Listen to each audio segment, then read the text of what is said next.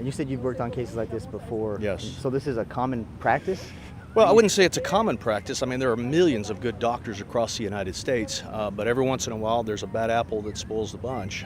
And with respect to what appears to have happened here, we have at least 2 examples that we've brought you. We've been called about many others where people were told that they have these incredibly terrible disease, rheumatoid arthritis, fibromyalgia, lupus, and then they don't.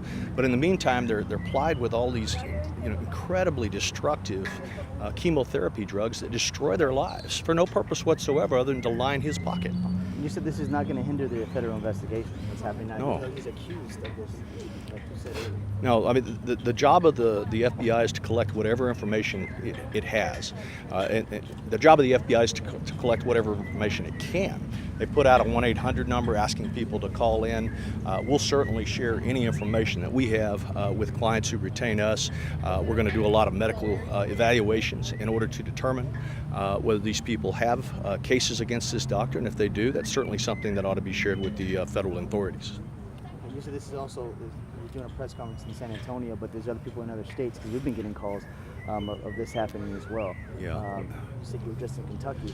Well, our offices are based in San Antonio and across the Rio Grande Valley. That happens to be where this doctor treated patients, so we're going to focus our efforts there. But obviously from people from other states that have moved away from his facilities that were treated by him, those would be cases that we'd be willing to handle as well. Tell me a little bit about the legal remedies for these victims. Well, in Texas, the Medical Malpractice Act requires us to have an expert, a rheumatologist in this case, that will come in, evaluate the records, and reach a determination to a reasonable degree of medical probability whether the diagnosis was in fact correct or whether it was made up, whether the treatment regimen of putting perfectly healthy individuals on chemotherapy drugs was appropriate.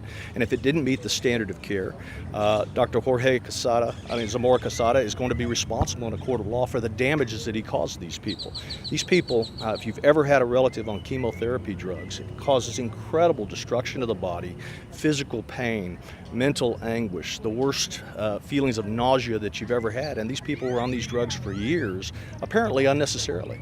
How do the lawsuits work in this case? Since he's doing the federal indictment, would he go deal with the lawsuits after that, or in the same time? That'll be up for the courts to decide, but there's no reason to delay the collection of the medical records, the evaluation of those medical records by third-party doctors, so that we can figure out just how many victims there are. How long have you been working on this? Oh, well, I mean, Miss Gloria, I think, contacted a friend of ours who contacted us sometime about 2 weeks ago. There was another one that had the bone density scan on May the 3rd, and so they were the first ones to call. And it was ironic that Miss Christina Darris is sitting there watching the TV right after she's been told, hey, all those drugs that you've been on weren't necessary because you don't have rheumatoid arthritis. And then she's watching the TV and hears about the indictment and literally throws her food at the screen and starts screaming and crying. It was a tragedy. So we've been working around the clock on that since we first got called, which is what we try to do for our clients. Anything else you'd like to say? No, just thank you for coming out, and we'd like the folks in the Valley to know that they have options, and we encourage them to contact the FBI, and if they'd like legal representation, we'd be pleased to represent them.